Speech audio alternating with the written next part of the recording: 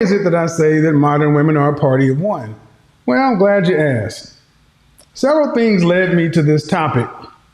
And one of the biggest things that led me to this topic was the notion that modern women are just holding out.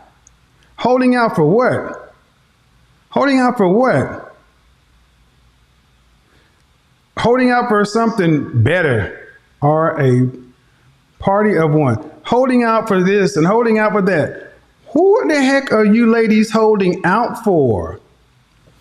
When you ask women today who are every bit of, danger zone. Danger zone! 27 to 35, when a woman needs to focus like a laser on the outcome she wants as far as relationships. But when you ask women who are in their mid to late 30s, even in their early 40s, who are boss chicks, bad chicks, got my money together, I got my master's. I'm a PhD. Got my master's, but can you cook? I don't need a cookbook. Yeah, they got their PhD and everything else. They don't have a cookbook, but they damn sure do have a...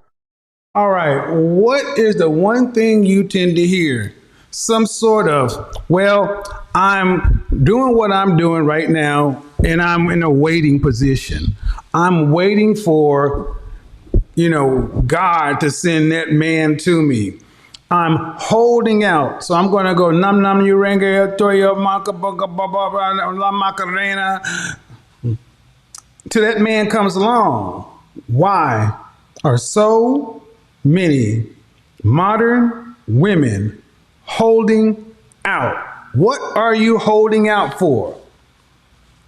Whatever it is, ladies, it ain't working. And the net result of it is you become a party of one. Modern woman, party of one. Your table's ready. What do you mean a party of one? A party of one. They become a party of one. Because as your friends who actually decided, you know what, I'm going to be a teacher or an accountant or whatever, I'm not going to make enough money to pay for my life, my property, my retirement and everything else. I'm not going to be able to fund my retirement. So I'm going to partner with somebody else and we're just going to try to make this thing work. Now, you got so many women who just because they went to college figured out it raises their value, especially this group. I'm a PhD.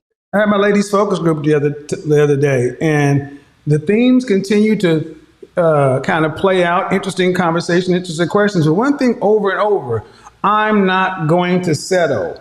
I became this woman over here, therefore I deserve this man over here. Well, ladies, like I tell every one of you, men don't care about what you have. We care about who you are. And your master's, your PhD, your property, your car, whatever, is not, N-O-T, not what men choose on. But see, here's the problem. Women will continue to talk to each other, hype their head up, blow their head up, let women say, well, girl, you shouldn't wait. You should do this. You should do that. The guy you're with right now, he's a good guy, but you know what? You don't settle for him. What happened to that lawyer you were dating 3 years ago? What happened? You used to date guys on this level. Why are you going to get with this guy who's give him a title, third shift at the plant? Why are you going to get with this guy who's a firefighter when back in college you was pulling this and that? Women judge from the highest man they were ever able to deal with. And deal with means simply this. He showed her some attention, possibly gave her some sex, and she thought that automatically adjusted her level. That's why I'm starting to see hellified basic chicks, hellified basic from the way they look, talking about, I'm not going to settle for a broke man. I want a rich man. I want this lifestyle. And I'm like, you do realize you can set whatever price you want to in the market. That's your choice. But you do realize the market, like YouTube, like Instagram, the market is like YouTube and Instagram. Anybody can get a YouTube channel. Anybody can create an Instagram channel. Anybody can go to YouTube, create a channel, and post content.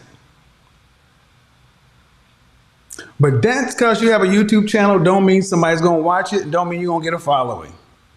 Everybody who's watching right now has a YouTube channel or Instagram channel, but every one of you ain't making money on this stuff and they're in a business or whatever. Why? But this is the market.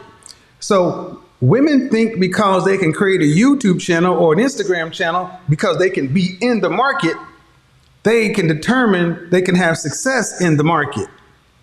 The market lets anybody in, but the market gets to decide what success is.